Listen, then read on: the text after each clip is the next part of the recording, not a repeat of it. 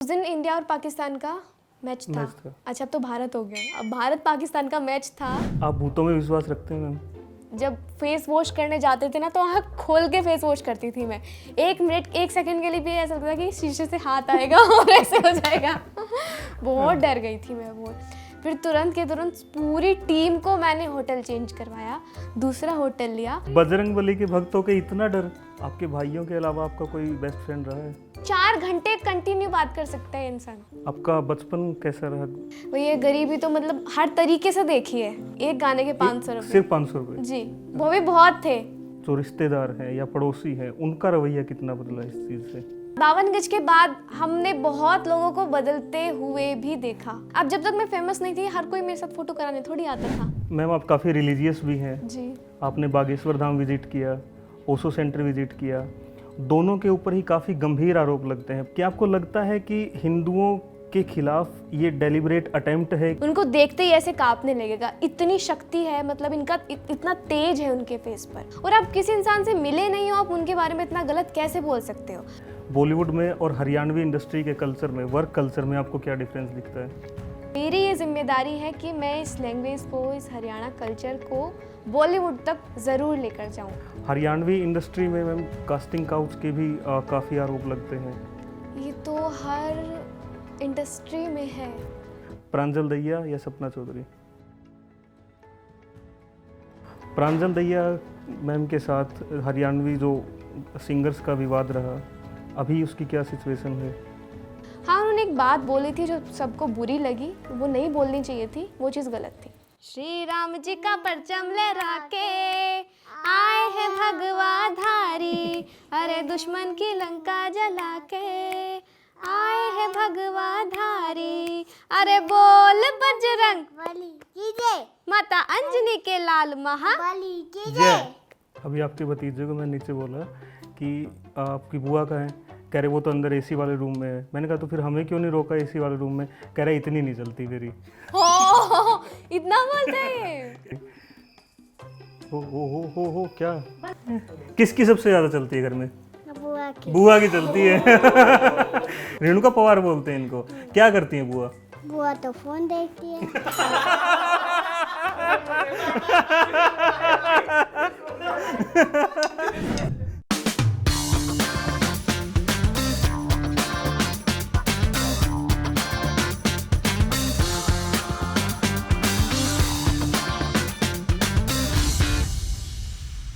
जिस दौर में हल्की सी साड़ी का भार हमारी युवा पीढ़ी नहीं उठा पा रही, वहाँ एक लड़की 52 गज का दामन पहन मटक कर चलने की बात करती है और रातों रात पूरी हरियाणवी म्यूज़िक इंडस्ट्री को हिलाकर रख देती है। 140 करोड़ की जनसंख्या वाले इस देश में जिस गीत को 150 करोड़ बार यूट्यूब पर देखा गया, शादियों से लेकर मुंडन तक में लोकगीत की तरह गाया गया, उस गीत का सफ़र अभी तक जारी है और गीतकार के सफ़र की ये महज एक शुरुआत पर है। नमस्कार, मेरा नाम संचित है और आप देखना शुरू कर चुके हैं हमारा शो टाइम टेस्टिमनीज। आज हमारे साथ हैं सिंगर रेणुका पवार जी। रेणुका जी कैसे हैं आप? नमस्ते, राम राम सभी को। मैं बहुत अच्छी हूँ, आप कैसे हैं? मैं बिल्कुल बढ़िया ma'am. Ma'am, how do you see your self in the mirror? Like, क्योंकि हम आपको कैमरा के लेंस के थ्रू देखते हैं, एक सिंगर के तौर पे देखते हैं, लेकिन आप अपने आप को निजी जीवन में किस तरीके से देखती हैं? मैं इस तरीके से देखती हूँ कि जो सपने मेरे मम्मी पापा ने मुझे लेके देखे थे, उनकी ओर मैंने एक कदम तो बढ़ाया है, बाकी और भी बहुत सारे सपने हैं जो पूरे करने हैं। तो उसी तरीके से देखती हूँ कि मुझे खुद में घमंड नहीं लाना है और जैसे सब मुझे देखते हैं सबसे अच्छे से मिलना है, सबकी तरह मुझे रहना है और वो एक स्टारडम वाली चीज़ अपने अंदर नहीं रखनी है। आपका बचपन कैसा रहा रेणुका जी? कुछ बचपन के बारे में बताइए। बचपन नॉर्मल जैसे बच्चों का रहता है। हम किराए पर रहते थे, मम्मी पापा मैं 2 भाई मेरे। मम्मी बताती हैं कि हम 22 साल किराए पर रहे। अभी मतलब मेरे होने से पहले भी हम किराए पर ही रहते थे। बागपत में? यहीं पे खेकड़ा में। खेकड़ा में? जी।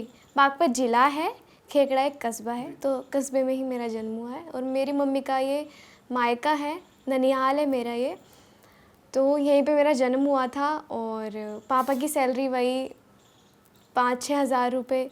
जब स्टार्टिंग में मैं हुई थी तब तो 900 रुपये थी उस टाइम पे। किस जॉब में थे आपके पापा? यहीं पे खेकड़ा में ही एक फैक्ट्री टाइप है, वहाँ पे बड़े बड़े कपड़े बनते हैं। तो उसमें पापा पहले वर्कर थे, फिर मम्मी बताती है कि जब मैं हुई तो मेरे होने के बाद पापा मैनेजर बन गए थे और पापा की 5-6 हज़ार सैलरी हो गई थी। फिर धीरे धीरे करके वही है, गरीबी तो मतलब हर तरीके से देखी है, जो भी चीज़ें होती है सारी चीज़ें देखी हैं। बट वही है कि एक विश्वास था मन में, कहीं ना कहीं पता नहीं क्यों था, कहाँ से था, मुझे कुछ नहीं पता, कि उस लेवल पर होकर मैंने इतने बड़े बड़े सपने देखे हैं कि मैं टीवी पर आऊँगी, ये करूँगी, वो करूँगी। तो कहीं ना कहीं मेरा ये मानना है कि सपने अगर आप देखोगे शिद्दत से तो भगवान ज़रूर पूरे करेंगे। पहली बार ये कब लगा कि टीवी पे आना है, सिंगर बनना है? ये एहसास कब हुआ कि आप सिंगर बन सकते हो, ये टैलेंट है आपके अंदर? जी, तब टीवी पर ये देखते थे, इंडियन आइडल देखते थे और डांस इंडिया डांस आता था, तो हम सब ऐसे बैठ जाते थे। 2 रूम थे हमारे पास, एक में किचन था और एक में छोटा सा रूम था, उसमें सब सोते थे हम। तो छोटी सी फैमिली बैठ के टीवी देखते थे रात को, तो उसमें जब आते थे सारे प्रोग्राम वगैरह तो उसमें देखते थे, फिर लगता था कि हाँ मुझे भी टीवी पर जाना है, तो ऐसा रहता था। आप एकेडमिकली भी बहुत अच्छे थे, आपने दोनों चीज़ों को, सिंगिंग और अपने एकेडमिक्स को पैरेलली मैनेज कैसे किया? जी, मैं आपको बता देती हूँ कि मैंने सिंगिंग अच्छी तरीके से स्टार्ट मेरे 12th के बाद ही की है। मैंने 9th या 10th में पहला गाना किया था, ये सुन सोनियो, बट उसके बाद मैंने सिंगिंग लाइन एकदम छोड़ दी थी बिल्कुल, छोड़ क्यों दिया था? क्योंकि मुझे मेरी पढ़ाई पर फोकस करना था। 11th और 12th थी मेरी, तो अगर मैं उस चीज़ में जाती तो ऐसा मतलब ये कोई मैजिक नहीं है कि आप दोनों चीज़ों को एक साथ लेकर नहीं चल सकते, बहुत मुश्किल है। मेरी नज़र से देखो तो इम्पॉसिबल है, क्योंकि कहाँ आप पढ़ोगे, फिर आपको गाने, आपके माइंड में गाने चल रहे हैं तो आप उस समय पढ़ नहीं पाओगे। 12th मतलब बहुत बड़ी चीज़ होती है एक स्टूडेंट की। तो बेसिकली आप ये कहना चाहते हो कि आप एक ही चीज़ पे फोकस करो तो ज़्यादा बेटर है? हाँ, वो यही तो चीज़ होगा है। ही। आप उसी दौरान आपका एक सिंगिंग शो में भी सिलेक्शन हुआ था? उससे पहले की बात है, जब मैं स्ट्रगल कर रही थी, क्योंकि हमारे फाइनेंशियल कंडीशन इतनी अच्छी नहीं थी कि बैठे बिठाए हमें गाने मिल गए, और हमारे कॉन्टैक्ट इतने अच्छे नहीं थे।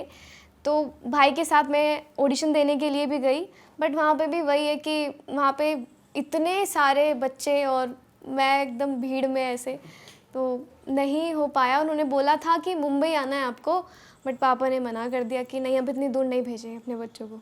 आपके भाइयों के अलावा आपका कोई बेस्ट फ्रेंड रहा है? नहीं, मेरी फैमिली मेरी बेस्ट फ्रेंड है, और ज़्यादा से ज़्यादा बजरंगबली जी, बस यही, ये 2 लोग ही आप मतलब बजरंग बली में बहुत मानते हैं। जी। आपने पहला सॉन्ग कब रिकॉर्ड किया था? मैंने अभी बताया आपको कि जब मैं 9th में थी तो तब मैंने पहला गाना रिकॉर्ड किया था, बड़ी मिन्नतों के बाद।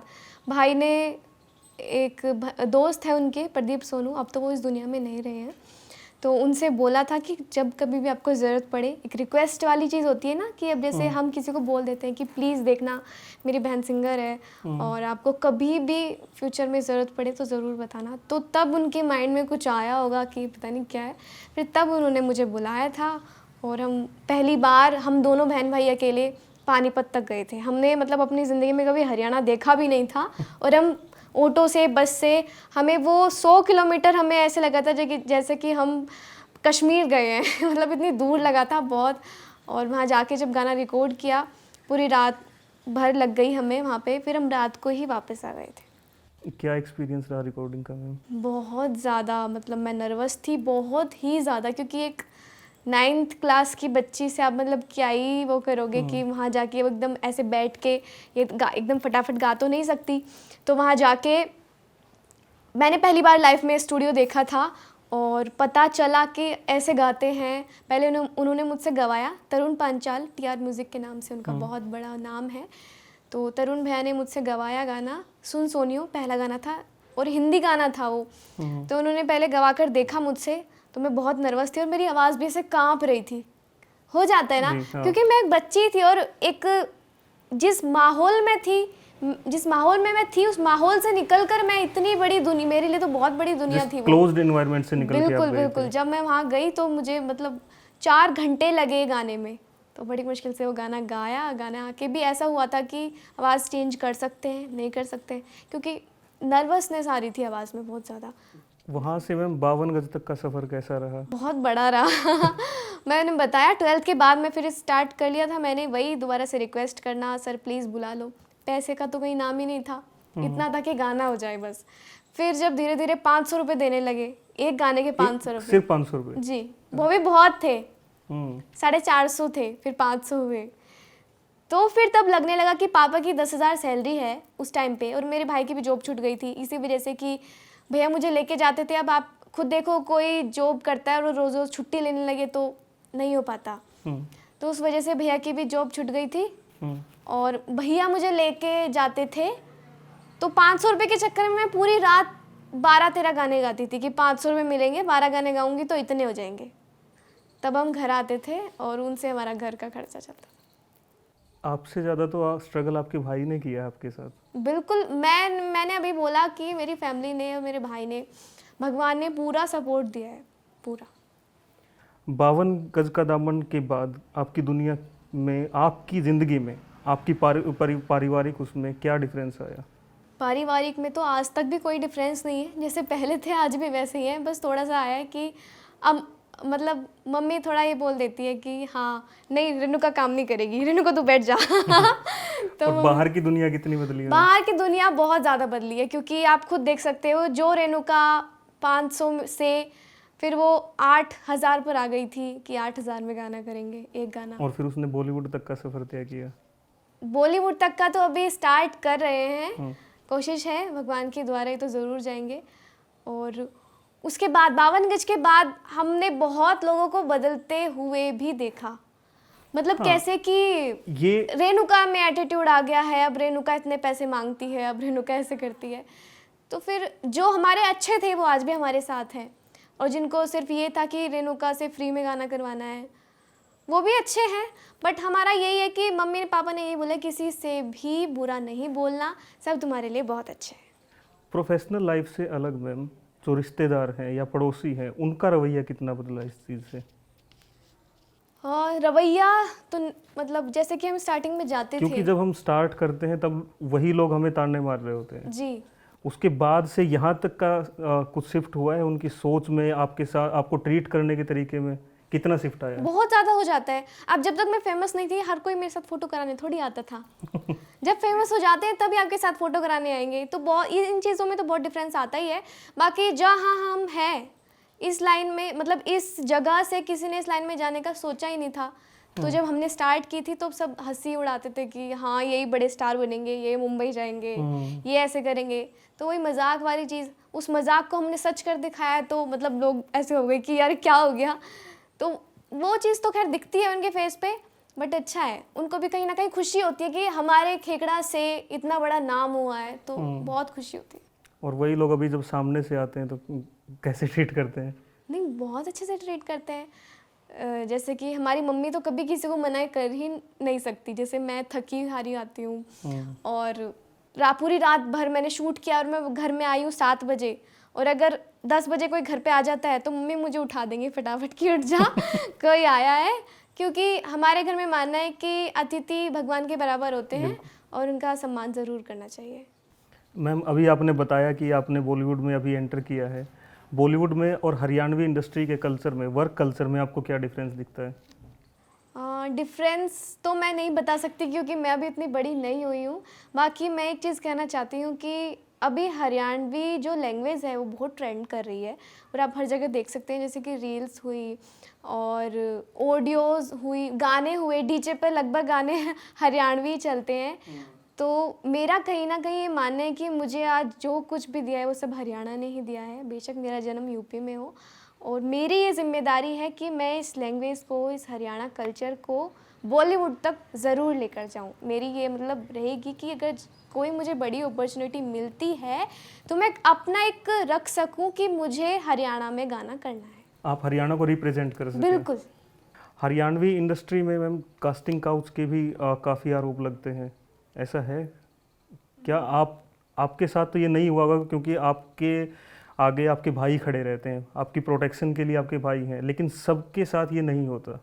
जिन लोगों के साथ या जिनकी प्रोटेक्शन के लिए उनके लोग नहीं होते हैं, जिनको सिर्फ अपने दम पे सर्वाइव करना है, जिन लड़कियों को, उनके कभी किस्से आपको ऐसे सुनने को मिलते हैं कि कास्टिंग काउच का शिकार होते हैं या पॉलिटिक्स का शिकार होते हैं?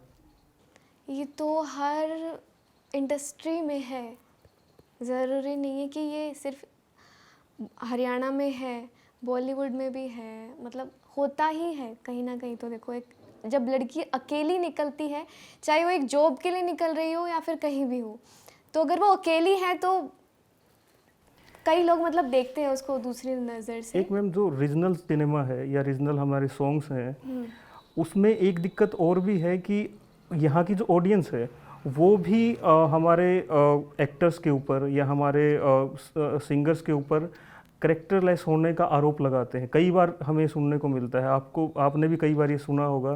जैसे सपना चौधरी मैम को इस बारे में काफ़ी फेस करना पड़ा, वो खुल के बोलते भी इस चीज़ के बारे में।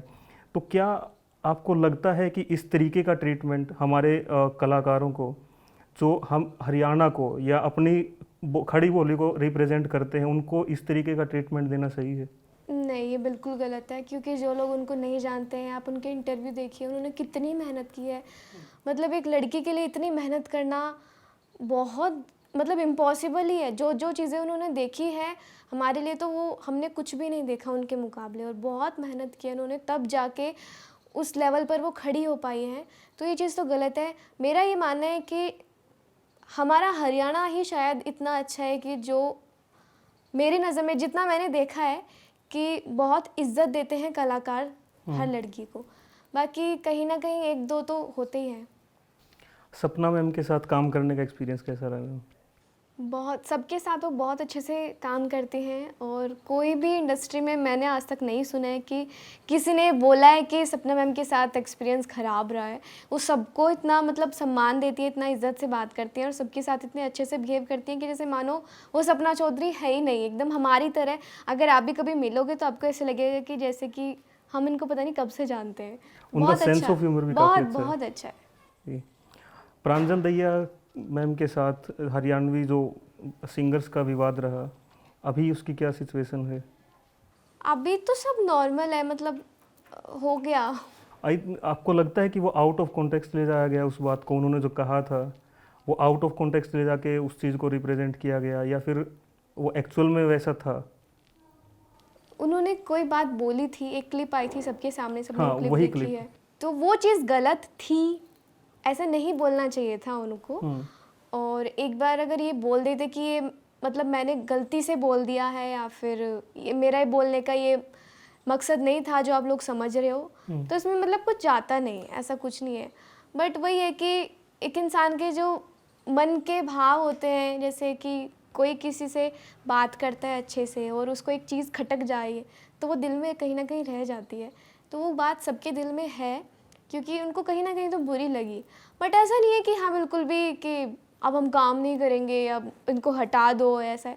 हाँ, उन्होंने एक बात बोली थी जो सबको बुरी लगी, वो नहीं बोलनी चाहिए थी, वो चीज़ गलत थी। मैम, हमने आपकी एक क्लिप देखी नवाज भाई के साथ, आप उनको राखी बांध रहे थे। जी, उनके साथ कैसे रिलेशन है? उनके साथ बहुत ज़्यादा अच्छे रिलेशन इसलिए हैं क्योंकि वो हमारे यहीं से बुढ़ाना से हैं, 30 किलोमीटर दूर है। और एक रहता है ना कि अपने जगह का एक रिश्ता अलग ही बन जाता है। तो मुंबई जाके उनके रियल ब्रदर हैं जो उनका सब कुछ संभालते हैं, सारी चीज़ें कि कौन सी मूवी करनी है, क्या करना है। उनका नाम फैजुद्दीन सिद्दीकी है। वो दोनों मतलब मुझे इस तरीके से प्यार करते हैं कि मैं, जैसे विक्की भाई मेरे जैसे मुझे प्यार करते हैं, सेम ऐसे ही अपनी बिल्कुल सगी बहन मानते हैं, और बहुत ज़्यादा अच्छे से ट्रीट भी करते हैं। जब मैं मुंबई जाती हूँ तो वहीं पे रुकती हूँ, क्योंकि वो बोलते हैं कि जब भी तुम्हें ये लगे कि मुझे अब मन नहीं लग रहा है मुंबई में, तो तुम हमारे घर आ जाया करो। तो मैं ज़्यादातर जब मुंबई जाती हूँ तो वहीं रुकती हूँ, और बहुत ज़्यादा अच्छे से ट्रीट करते हैं। ऑफ कैमरा भी उतने ही मस्तीखोर हैं नवाजू सर? बहुत ज़्यादा। और जब आप ऑफ कैमरा मिलोगे, मैंने उनसे ही यही चीज़ सीखी है। जो भी सब लोग बोलते हैं कि रेणुका का नेचर ऐसा है, कोई भी जब भी हमारे घर आके मुझसे मिलता है तो बोलते हैं कि यार आप तो बहुत सिंपल हो। मतलब हमने सोचा था कि रेणुका पवार इतना बड़ा नाम है, और आपसे मिले, आपसे बात करा तो ऐसा लगा कि जैसे कि हमारी तरह नॉर्मल हो। तो मैंने ये चीज़ें उनसे सीखी हैं। मेरे पास तो उनके मुकाबले कुछ भी नहीं है। उनके पास इतने बड़े बड़े अवार्ड हैं, और अब वो हॉलीवुड की मूवी भी करने वाले हैं। तो वो कितना बड़ा नाम है, बॉलीवुड में भी वो कितना बड़ा नाम है, और मैं तो इतनी छोटी हूँ उनके सामने। तो उनसे मैंने ये चीज़ें सीखी हैं। जब मैं उनसे मिलने गई थी तो नॉर्मल लोअर टी शर्ट पहन के बैठे थे, और ऐसे बैठे कि जब बताया, जब पहचानते नहीं थे, जब इंट्रोडक्शन कराया कि ये रेणुका है, हरियाणा से सिंगर है और यहीं रहती है, बुढ़ाना के पास से ही है, खेगड़ा से। बोलते अच्छा यहीं से ही हो आप? तो उनको सब कुछ पता है कि हमारे इधर की लड़कियां, लड़कों को बहुत मुश्किल होता है इस लाइन में जाने का, लड़कियां निकल के इस लाइन में आए तो उन्होंने बहुत प्राउड फील किया था कि यार मानना पड़ेगा, तुम जिस जगह से निकल कर इस लाइन में गई होगा ना, सल्यूट है तुम्हें। उन्होंने मुझे ये बोला, तो तब से हमारा रिलेशन मतलब इतना अच्छा। ये उल्टा है मैम, आमतौर पे होता है ऐसा है कि जब लोग बड़े किसी मुकाम पे पहुंच जाते हैं तो वो सबसे पहले अपने एरिया के लोगों से बचते फिरते हैं, अपने आसपास के लोगों से बचते हुए फिरते हैं कि अरे यार इनके साथ वो नहीं रखना। वो तब होगा अगर उसने मेहनत करके नहीं गया वो उस लेवल तक। किसी शॉर्टकट से गया है। हाँ, नवाजुद्दीन भाई ने इतनी मेहनत की है, उनकी मम्मी ने बताया कि स्टेशन तक पे सोते थे वो। मतलब बहुत बड़ी कहानी है। आजकल तो इंस्टाग्राम है, सोशल मीडिया इतनी एक्टिव है, इतनी पावर है सोशल मीडिया में कि आप घर बैठे उस लेवल पर जा सकते हो। तो उस टाइम पे तो कुछ भी नहीं था, ना आपके पास यूट्यूब थी, खुद ही आपको मुंबई में जाके ऑडिशन देने पड़ते थे। तो काफ़ी लंबा स्ट्रगल चला है बहुत ज़्यादा उनका स्ट्रगल तो मतलब। मैम आप काफ़ी रिलीजियस भी हैं जी। आपने बागेश्वर धाम विजिट किया, ओशो सेंटर विजिट किया, दोनों के ऊपर ही काफ़ी गंभीर आरोप लगते हैं, प्रोस्टिट्यूशन से लेके लोगों को ठगने तक, लोगों को बेवकूफ़ बनाने तक के आरोप लगते हैं। इस चीज़ को आप कैसे देखते हैं? देखिए मेरी नज़र में ये बिल्कुल गलत है, क्योंकि जो लोग आपको ये बोल रहे हैं कि भगवान की भक्ति करो, भगवान का नाम जप करो, आप उनको गलत बोल रहे हो तो बहुत बुरी चीज़ है। और आप किसी इंसान से मिले नहीं हो, आप उनके बारे में इतना गलत कैसे बोल सकते हो? अब आपको कोई भी बोल दे कि रेणुका तो ऐसी है जी, आपसे मिलने से पहले उसको 1 लाख रुपए चाहिए और गिफ्ट चाहिए तब रेणुका मिलती है। आपको कोई ये बोल दे और आपको ये 10 लोग बोल दे सेम, तो आप बिलीव कर लोगे, क्योंकि 10 लोग बोल रहे हैं तो बिलीव करना पड़ेगा भाई। बट आप जब मुझसे मिलोगे आपको पता चलेगा कि ये तो बिल्कुल अफवाह है, रेणुका ऐसी है ही नहीं। यानी कि पर्सनल एक्सपीरियंस किए बिना आप किसी के ऊपर किसी बोलने को का भी आपको नहीं, हक नहीं है। नहीं बिल्कुल भी नहीं है। क्या आपको लगता है कि हिंदुओं के खिलाफ ये डेलिब्रेट अटेम्प्ट है कि हिंदू गॉडमैन को या हिंदू गुरुओं को इस तरीके से फ्रेम किया जाए, उनको इस तरीके से फंसाया जाए? क्या ये डेलिब्रेट अटेम्प्ट लगता है आपको? देखिए मैं अब तक सिर्फ उनसे मिली हूँ, गुरुजी से ही मिली हूँ, और जहाँ तक मेरा मानना है तो वो ऐसे बिल्कुल नहीं है। और बहुत ज़्यादा ही जब आप उनसे मिलोगे उनके फेस पर इतना तेज मिलेगा आपको देखने को कि सामने वाला इंसान जो भी बोलते हैं ना कि मैं ऐसे कर दूंगा वैसे कर दूंगा, उनको देखते ही ऐसे कांपने लगेगा। इतनी शक्ति है, मतलब इनका इतना तेज है उनके फेस पर। वो तो ये बोलते ही नहीं है कि आप मेरा नाम करो, मतलब मेरे गुण गाओ, वो यही बोलते हैं कि आप बागेश्वर बालाजी का नाम जप करो। वो बोलते हैं आप मेरे चरण मत छुओ, आप बालाजी के चरण पकड़ो। और उनका काम भी यही है, वो बोलते हैं कि जब तक हम एक एक को बालाजी के चरणों को ना पकड़ा दे तब तक हम हार नहीं मानेंगे। आप बालाजी में बहुत विश्वास रखती हैं मैम। जी। आपका कोई भजन हमें सुनने को मिलेगा इन फ्यूचर? हाँ जी, हम अभी रेडी कर रहे हैं एक बहुत ही प्यारा भजन हनुमान जी के लिए, और आपको जल्दी देखने को भी मिलेगा। आप भूतों में विश्वास रखते हैं मैम? हाँ जी। आपके साथ एक पैरानॉर्मल एक्टिविटी भी हुई है? मेरे साथ नहीं, मेरे भाई के साथ हुई थी। बाकी मैं बहुत ज़्यादा डरती हूँ, मतलब भगवान की दया से जब तक मेरे साथ बजरंगबली जी है, मेरे साथ तो ऐसा कुछ होने वाला नहीं है, पर मैं डरती बहुत हूँ फिर भी। आपके भाई के साथ क्या एक्सपीरियंस रहा था मैम? दुबई गए थे जब हम पहली बार, तो तब भैया को एक होटल में तब देखने को मिला था, पता नहीं कुछ उसकी वजह से मैं इतना डर गई थी कि मुझे पूरी रात नींद नहीं आई थी। होटल में हमने एक रूम लिया था, उस दिन इंडिया और पाकिस्तान का मैच था। तो उसके बाद अच्छा अब तो भारत हो गया, अब भारत पाकिस्तान का मैच था तो अरे अभी नहीं हुआ है मैम, अभी सिर्फ बात चल रही है। अच्छा ठीक है। तो उस दिन मैच था, उसकी वजह से पूरे जो होटल के रूम थे वो सब बुक थे। तो हमें ऐसा रूम दे दिया जिससे कोई व्यू ही नहीं दिख रहा था बाहर। मैंने बोला पहली बार दुबई है यार, बुर्ज खलीफा तो दिखना चाहिए, स्टोरी डालूंगी कि मैं दुबई आई हूँ पहली बार। तो जो हमारी पूरी टीम गई हुई थी वो ऐसे रुकी हुई थी, कोई 2nd फ्लोर पे, कोई 3rd फ्लोर पे। तो हमें 7th फ्लोर पे फिर एक रूम दिया कि बोलते कि ये ना स्पेशल रूम है और हम किसी किसी को देते हैं, ये बहुत बड़ा रूम है, ऐसे से ऐसे। मैंने कहा चलो ठीक है। फिर मेरे अंदर ये था कि यार इसका मतलब मैं स्पेशल हूँ, मेरे को स्पेशल रूम मिल रहा है। तो हमने जाके वहाँ पे 1 बजे तो हम निकल गए शॉपिंग करने के लिए, क्योंकि अगले दिन हमारा शूट था। हम शॉपिंग करके आए 2 बजे। 2 बजे आके इतना बड़ा रूम, वहाँ पे ड्राइंग रूम अलग, किचन अलग, 2 रूम अलग और बाथरूम भी 2-3, मतलब खूब जैसे बढ़िया फैमिली रहती है ऐसा रूम था वो। उससे व्यू भी बड़ा अच्छा आ रहा था बाहर का। वहाँ पे हम सो गए भैया मेरे साथ, क्योंकि मैं अकेले नहीं सो पाती, मुझे डर लगता है। भैया मेरे साथ, मतलब हम दोनों बेड पे ऐसे सोए थे, तो एकदम से मुझे आवाज़ आई भैया की, मुझे घर पे शालू बुलाते हैं, बोलते हैं शालू। और मैं तो ऐसे गहरी नींद में सोई हुई थी, मैं एकदम से आँख खुली मेरी, मैंने कहा क्या हो गया, तो भैया देखा, भैया ऐसे सीधा का सीधा लेटा हुआ है और वो हिल ही नहीं पा रहा है, बोलता है मैंने कुछ देखा है। इसका इतना बोलना, और मैं कांप गई डर के मारे, मैं बहुत, मेरी हालत ख़राब हो गई, मेरी धड़कन ऐसे तेज़ तेज़ चलने लगी। मैंने कहा क्या देख लिया तूने। फिर भैया, मैंने साहिल भैया को, जो डायरेक्टर थे उस शूट पर हमारे, साहिल भैया बहुत क्लोज़ है हमारे भी, भाई की तरह ही है, उनको फ़ोन किया मैंने कि साहिल भैया कुछ हो गया है, प्लीज़ जल्दी आओ इधर। वो रूम में, उनको बोलते हमें भी कुछ महसूस हुआ है, उन्होंने ये बोला हमें। फिर बोले अब आप फटाफट इधर से निकलो, हमारे रूम में चलो। फिर हम अपने रूम, उनके रूम में गए, हमने सामान अपना वहीं छोड़ दिया था, एक बैग छोटा सा वो लेकर मैं साहिल भैया के रूम में हम चले गए। फिर तब उन्होंने वहाँ पूछा कि क्या देखा आपने, क्या हुआ था। तो भैया को समझाने लगे कि हाथ आ जाता है ऊपर तो ऐसा हो जाता है कि कोई दबाने की कोशिश कर रहा है। बोलते हैं नहीं, मेरी आंखें खुली हुई थी और मैंने किसी को देखा। ये सब तो सो गए 2-3 घंटे के बाद। मेरे को 6 बज गए, मेरे को नींद नहीं आई और मेरे को ऐसा हो रहा कोई मेरे पास खड़ा है, कोई इधर खड़ा है, कोई। फिर एक भैया है हमारे बागेश्वर धाम में ही, मैंने उनसे फ़ोन पे सुबह 7 बजे, क्योंकि मुझे तो ऐसा था कि जल्दी कब सुबह हो, कब सुबह हो। मैं पूरी रात मैंने पलक नहीं झपकाई उस दिन। मैंने पूछा कि भैया ऐसे ऐसे हमारे साथ ये चीज़ है दुबई में, और भैया को कुछ दिखाया, प्लीज़ एक बार महाराज जी से पूछ कर बताओ ना, ऐसा कुछ है क्या। तो उन्होंने वो चीज़ पूछी उनको रात को मेरे पास मैसेज आया कि हाँ उधर एक रशियन ने, किसी ने सुसाइड कर ली थी और वो आपके भैया को दिखी है। तब तक तो, जब तक आपको कुछ पता नहीं है तब तक तो आपके माइंड में रहता है कि यार क्या पता भाई को ना दिखी हो, कुछ हाथ कुछ ऐसा हो गया हो। बट जब वो चीज़ कंफर्म हो गई तब मेरी सिट्टी पिट्टी गुल हो गई मैं कहा इस होटल में नहीं रहना भाई, इस होटल में नहीं रहना। फिर साहिल भैया को बोला मैंने कि भैया मैं आज यहाँ नहीं सो पाऊँगी, क्योंकि मैं कल रात भी नहीं सो पाई इधर। फिर तुरंत के तुरंत पूरी टीम को मैंने होटल चेंज करवाया, दूसरा होटल लिया। और वहाँ पे भी मतलब ऐसा था कि जब फेस वॉश करने जाते थे ना, तो आँख खोल के फेस वॉश करती थी मैं। 1 मिनट 1 सेकंड के लिए भी ऐसा लगता था कि शीशे से हाथ आएगा और ऐसे हो जाएगा बहुत डर गई थी मैं बहुत। तो उस दिन के बाद से हम मुंबई जाते हैं, अहमदाबाद जाते हैं, गुजरात, जयपुर, कहीं भी जाते हैं, होटल्स पे रुकते हैं ना, तो मेरा एक ये वीक पॉइंट है, मैं सो नहीं पाती होटल। आप बाहर होटल्स में नहीं सो पाते? डर तो लगा रहता तुम है। मैनेज कैसे करते हो फिर?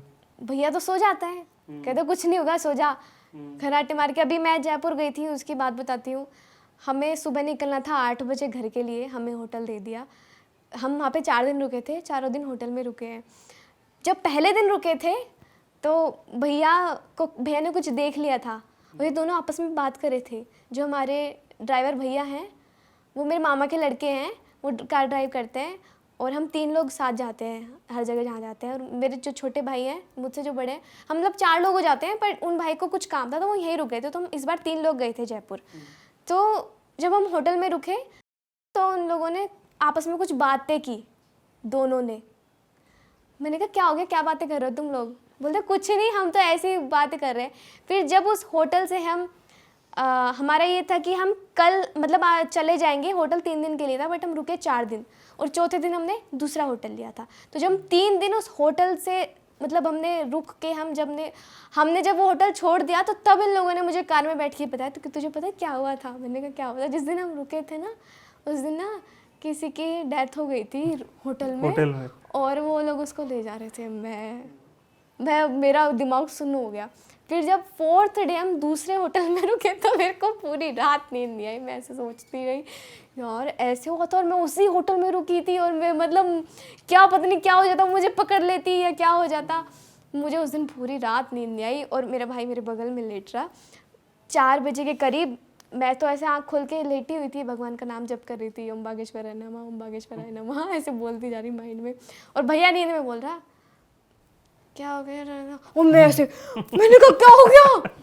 कहते क्या है, डरा क्यों रही है मुझे? मैंने कहा भाई बजरंग बली के भक्तों के इतना डर। फिर मैं वही सोच के मुंह पे कपड़ा डाल के सो गई थी और मैं पसीने में पूरी लथपथ कि कुछ नहीं होगा, कुछ नहीं होगा। और मुझे डर लगता ही है, पता नहीं क्यों। मैंने पहला ऐसा इंसान देखा जो बजरंगबली का भक्त होकर इतना डरता है। नहीं, ऐसा कुछ नहीं, मुझे विश्वास भी बहुत है कि मेरे साथ वो हमेशा खड़े हैं और कुछ होने भी नहीं देंगे मुझे। पर मुझे लगता है क्योंकि मैं छोटी सी बच्ची हूँ ना मतलब मैं अभी तक भी मेरे मम्मी के साथ सोती हूँ, हाँ। तो वो चीज़ रहती है कहीं ना कहीं। और जब मुझे ज़्यादा ही डर लगता है तो मैं बागेश्वर धाम से मेरे पास भभूति है तो मैं भभूत लगा के सो जाती हूँ तो ये भी तो डर ही चादर हुआ ओढ़ ना। के। तो डर हुआ तो फिर डर वो होता है कि अगर पूरी रात में सो ही ना पाओ, फिर मैं आराम से सोती हूँ चैन से, फिर डर नहीं लगता। आपके फ्यूचर प्लान्स क्या है मैम? मैंने सब कुछ बालाजी पर ही छोड़ा हुआ है, जैसे जो यहाँ तक मुझे लेकर आए हैं आगे भी वही लेकर जाएंगे। फिर भी मैम हर किसी का एक मतलब एक सपना होता हाँ है। एक सपना होता है कि एक मेरा छोटा सा सपना, एक ख्वाहिश मान लो आप, एक यही है कि मुझे अरिजीत सिंह के साथ कभी ना कभी फ्यूचर में Duet गाना करना है, ड्यूट। और वही जैसे मैंने आपको पहले बताया था कि हालांकि हरियाणा ने खुद मुझे इतना बड़ा नाम दिया है, पर मेरी एक छोटी सी कोशिश है कि मैं अपने हरियाणा इंडस्ट्री को बॉलीवुड में बहुत अच्छे से रिप्रेजेंट करूं। अपनी सक्सेस के लिए आप सबसे ज़्यादा किस इंसान को अपनी फैमिली में किस इंसान को सबसे ज़्यादा रिस्पॉन्सिबल मानते हो कि इस आदमी की वजह से मेरे को सक्सेस मिली? वो तो सबको ही पता है कि भाई नहीं सब, क्योंकि अब मैं तो अब तक भी किसी को जानती ही नहीं हूँ। सब जो भी किसी से गानों के लिए डील होती है या शोज़ के लिए कुछ भी, सब भैया ही मैनेज करते हैं। मुझे तो कुछ पता ही नहीं है, भैया ने ही सब किया हुआ है। आपके कैरियर को लेके, सॉन्ग सिलेक्शन को लेके, इन सब चीज़ों को लेके फाइनल अथॉरिटी भैया की होती है? मेरी, क्योंकि उसको उन चीज़ों के बारे में नॉलेज नहीं है कि गाना कैसा है। वो एक सिंगर ही बता सकता है। आप पेंटर हो, कोई पेंटिंग आई है आपके पास बनाने के लिए कि ये देखना ही ठीक है कि नहीं, वो आप ही बता पाओगे ना। आपके ब्रदर नहीं बता सकते क्योंकि उनको वो चीज़ नहीं आती। एक क्रिएटिव आदमी के साथ सबसे बड़ी दिक्कत होती है मैम पैसों के लिए नेगोशिएट कर पाना। तो नेगोशिएशंस आप करते हो या भैया करते हैं? भैया ही करते हैं। ठीक। आपके फेवरेट म्यूजिशियन कौन है मैम? मैं ज़्यादातर सुनती हूँ राहत फ़तेह अली खान जी को और अरिजीत सर को और श्रेया घोषाल मैम को, इनको सुनती हूँ। मैम आप तीनों ही ट्रेंड सिंगर्स हैं जी।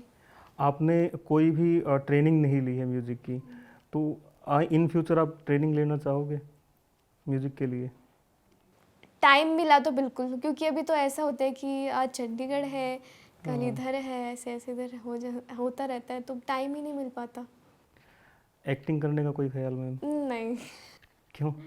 नहीं, मतलब मेरे नज़रिए से ये अगर मैं आपको बताऊं कि अगर आप दो नाव में एक साथ पैर रखोगे तो ना तो आप इधर के रहोगे ना उधर के, आप डूबोगे। तो एक चीज़ पे कंसंट्रेट करो और मेरा सिंगिंग पर है और इसी में ही मुझे आगे जाना है। मैम आम तौर पर अगर छोटी सी नौकरी भी हमें मिलती है तो हम सबसे पहले अपना गांव छोड़ देते हैं। आप इतने सक्सेसफुल हो उसके बावजूद भी आपने अपना घर, अपना गांव, अपना कस्बा नहीं छोड़ा और आप छोड़ना भी नहीं चाहते, इसका क्या कारण है मैम? तो मतलब मेरा यही है कि काम के लिए ही मैं सोचती हूँ कि जितने दिन मैं जहाँ पर काम है उतने दिन रुको और फिर वापस सुकून तो मुझे घर आकर ही मिलता है। क्योंकि हमारे घर में अभी मैंने आपकी पूरी टीम को बताया भी है कि आरओ नहीं लगवाया हुआ है, तो हम नीचे बोरिंग है उसका ही पानी पीते हैं, तो मुझे वही आदत हुई है। और मम्मी के हाथ का खाना, मेरे सबसे बड़ा वीक पॉइंट मेरा यही है कि मैं बाहर का खाना नहीं खा पाती, पता नहीं क्यों। जो टेस्ट मम्मी के हाथ का है, मेरी भाभी जो बनाती है, वो कहीं नहीं आ सकता। इवन आप यकीन नहीं करोगे, मैं बाहर जाके मुझसे कोई पूछता है ना कि क्या खाओगे, ज़्यादा ज़बरदस्ती करते हैं कि बताओ। भाई लोग तो बोलते हैं पिज़्ज़ा मंगवा दो, बर्गर मंगवा दो और मोमोज़ मंगवा दो। मैं बोलती हूँ खिचड़ी बन सकती है वो बोलते हैं खिचड़ी। तो एक बार अभी मैं जयपुर अभी गई थी, तो मैंने वहाँ पे घर पे जब मैं रुकी जहाँ पे मेरा शूट था, जिनके घर हम एक वो रिकॉर्डिंग करने के लिए गए थे, वहाँ पे मैंने खिचड़ी बनवा के खाई है। मैम जब भी लाइफ में टफ टाइम आता है, क्योंकि सिंगिंग करियर के दौरान भी आपने बहुत सारी चीज़ें झेली होंगी, तो उस टाइम पे जो आप अपनी मेंटल हेल्थ को कैसे बैलेंस करते हैं? देखिए, अगर कभी स्ट्रेस आ जाता है माइंड पे, तो मेरे 2 भतीजे हैं, मैं उनके साथ बहुत ऐसे खेलती हूँ ना, बहुत शरारती हैं मैम दोनों मैं ऐसे खेलती हूँ इन लोगों के साथ कि मैं ये भी भूल जाती हूँ कि मैं एक सिंगर भी हूँ। तो इतना स्ट्रेस जो भी होता है सब चला जाता है माइंड का। और ज़्यादा ही कुछ वो हो तो फैमिली तो है ही मेरी और बालाजी है और रहा बाहर का स्ट्रेस, वो तो भैया भैया ही लेते हैं। मैंने आपको बताया कि 4 घंटे फ़ोन पे बात करता है, अब मुझसे नहीं हो सकती। किसी मीटिंग के लिए बात करता है वो, क्योंकि बहुत सारी चीज़ें ऐसी होती हैं कि उनको भी समझ नहीं आती, हमें भी समझ नहीं आती, तो सब कुछ भैया ही देखते हैं। अभी आपके भतीजे को मैं नीचे बोला कि आपकी बुआ का है, कह रहे वो तो अंदर एसी वाले रूम में है। मैंने कहा तो फिर हमें क्यों नहीं रोका एसी वाले रूम में? कह रहा इतनी नहीं चलती मेरी। हो इतना बोलते हैं। कह रहा इतनी नहीं चलती मेरी। हो क्या? बोलते मुझे क्या लड्डू नाम भी है? बोलते हैं। ये लड्डू भी बोलते हैं। लड्डू बोलते हैं आपको? और आपकी बुआ को क्या बोलते हैं घर पे? बुआ। बुआ को नहीं, आप बुआ तो का बुआ नाम बोलते पूछ हो। रहे हैं। बुआ का नाम सालू बोलते हैं। सालू बोलते हैं। और आपने हमें एसी वाले रूम में क्यों नहीं रुकवाया? बेस कुत्ते को मारिया। मम्मी आ गई, बड़ी मम्मी। बड़ी दादी आ गई, बड़ी मम्मी। दादी नहीं बोलते, मम्मी अच्छा, बड़ी हाँ मम्मी। बड़ी मम्मी वही क्या? आओ मैं। आप क्या कर रहे हो? ये इंटरव्यू दे रहा है अभी, है ना? लड्डू का इंटरव्यू। अच्छा तुम बड़े होके तुम भी बुआ की तरह स्टार बनोगे क्या? और फिर ये सीसीटीवी वाले आया करेंगे रोज इंटरव्यू लेने, फिर आप परेशान हो जाओगे। बाहर घूमने का शौक है आपको? भाई मुझे तो वो कहता है, मुझे तो परेशान कर देता है कोई। कौन परेशान कर देता है? किसने किया परेशान? कक्कू ने। काकू ने? इसके भाई, छोटे भाई। अच्छा, जब काकू इतना परेशान कर देता तो फिर इतने लोग कितना परेशान करेंगे? वो तो मुझे मारता है। मारता है? वो तो तुमसे छोटा है। बहुत मारता है वो, कहते। तुम्हारे घर में थोड़ी भी नहीं चलती क्या? नहीं। नहीं चलती? किसकी सबसे ज्यादा चलती है घर में? बुआ की। बुआ की चलती है। ये बार बार सच बोल रहा है, जबरदस्ती इनसे कह रही कि बड़ी माँ की चलती है, बड़ी माँ की चलती है, जबरदस्ती बुलवा रहे हो। बड़ी मम्मी की चलती है बोलो। बड़ी मम्मी की चलती। सच्चाई दोनों बार अपनी मर्जी से बोल चुका है ये कि बुआ की और चलती है। मुझे सब क्या बोलते हैं बाहर? रेणुका। देखो पापा बोलते हैं इनको। रेणुका पवार बोलते हैं। रेणुका पवार बोलते हैं इनको। क्या करती है बुआ? बुआ तो फोन देखती है।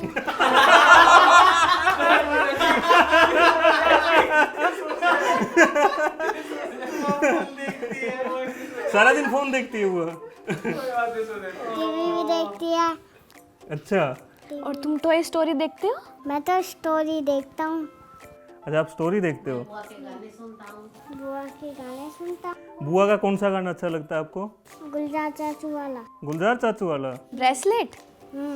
कितने चाचू हैं आपके? दो। दो? आपके चाचू का क्या बताओ, नाम को है? नाम बता दो। एक चाचू, एक पापा, एक दूसरे पापा। बड़े पापा को क्या? बड़े पापा, बड़े बड़े पापा। पापा, विक्की पापा, विक्की पापा, सागर चाचू। सागर चाचू। आपके पापा को डांटती है ना आपकी बुआ?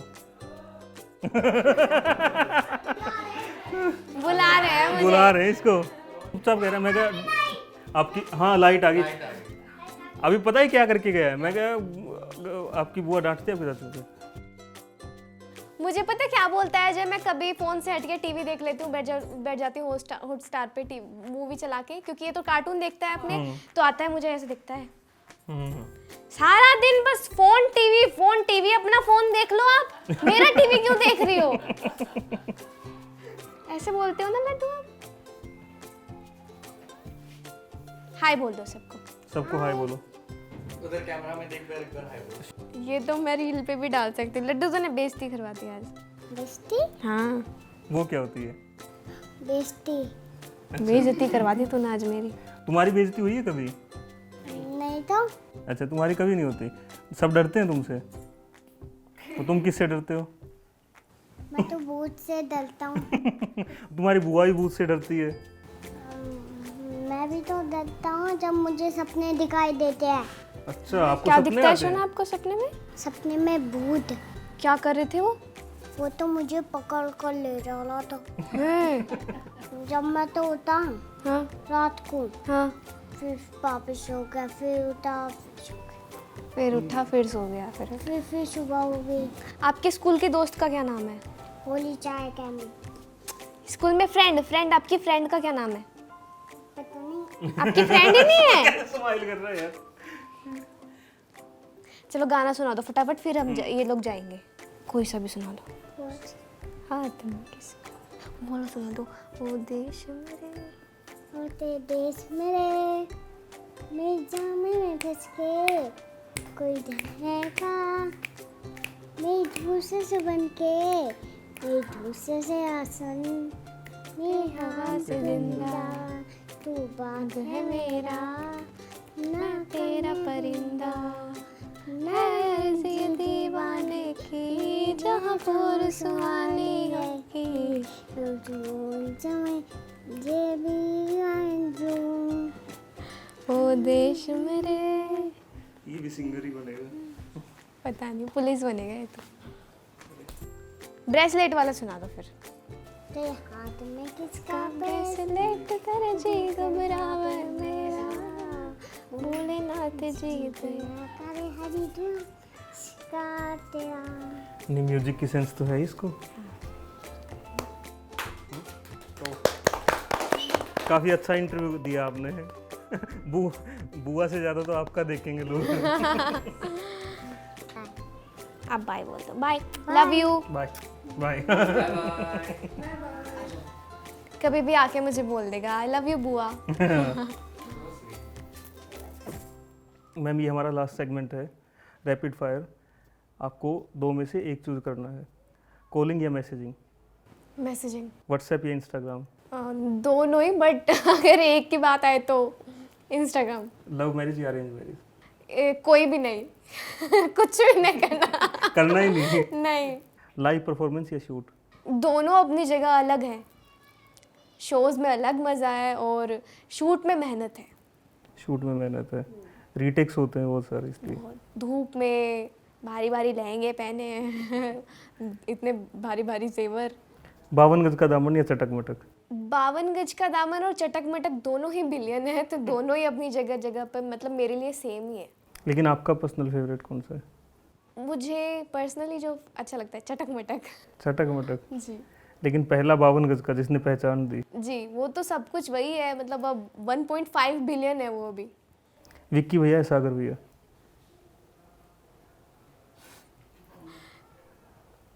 काकू और लड्डू। तो पीछे से आंटी बोले दोनों। अरे दोनों भाई तो ऐसा, मतलब लड़ाई झगड़ा चलता रहता है, खट्टी मीठी लड़ाइयाँ।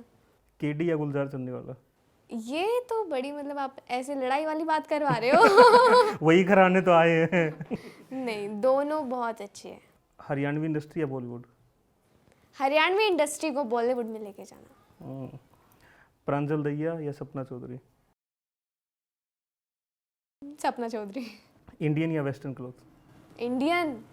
हिंदी गाने या हरियाणवी गाने। जो मुझे पसंद है। हम्म, ये तो बड़ी दुविधा वाला आपने, मतलब मुझे दुविधा में डाल दिया है। मैं सीखती हूँ बहुत ज़्यादा, जो कुछ नई चीज़ें सीखने को मिलते हैं वो मैं हिंदी गानों को सुनकर सीखती हूँ। बाकी गाने में मतलब अपना हरियाणा से बेस्ट किया ही है। रेणुका पवार यूट्यूब या Renuka Pawar vlogs. YouTube. Cats और डॉग्स। पसंद तो दोनों ही है, बट मैं नहीं रखती, क्योंकि जब एक टाइम आता है, हर चीज़ की एक उम्र होती है, जब उनकी उम्र पूरी हो जाती है और फिर जब वो वाला सीन आता है कि अब नहीं रहा वो उस दुनिया में, तो मैं इतना मतलब दुख बर्दाश्त नहीं कर सकती, तो इसलिए मैं रखती ही नहीं। रखते ही रही हो। श्रेया घोषाल या अरिजीत सिंह। दोनों। दोनों। दोनों।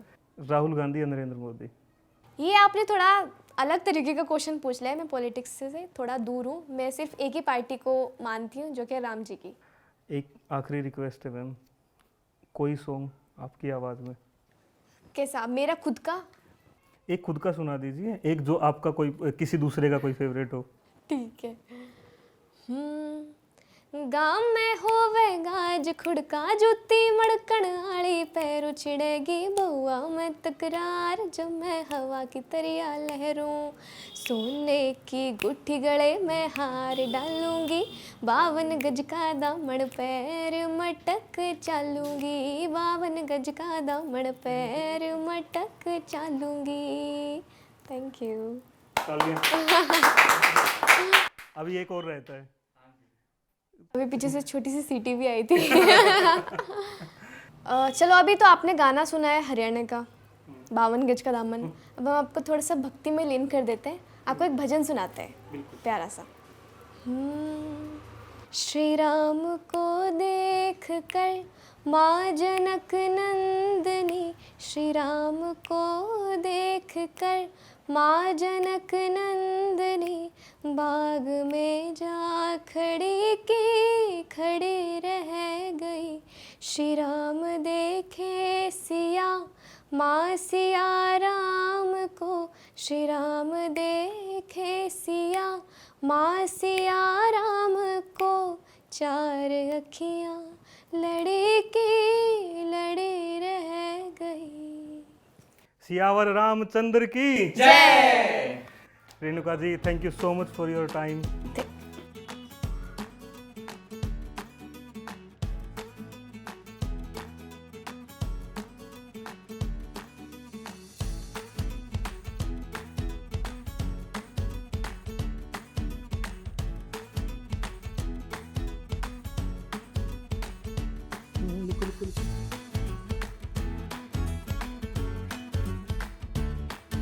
ओ लड्डू बन गया सुपरस्टार। तो क्या लिखना है? कोई नहीं, साइन में पूरी चीजें नहीं आती। इनके चैनल को सब्सक्राइब करो, लाइक करो, कमेंट करो। और ये लड्डू के लिए तालियां। अब लड्डू गाना भी सुनाएगा। श्री राम जी का परचम लहरा के आए हैं भगवा धारी, अरे दुश्मन की लंका जला के आए हैं भगवा धारी, अरे बोल बजरंग बली की जय, माता अंजनी के लाल महा बली की जय।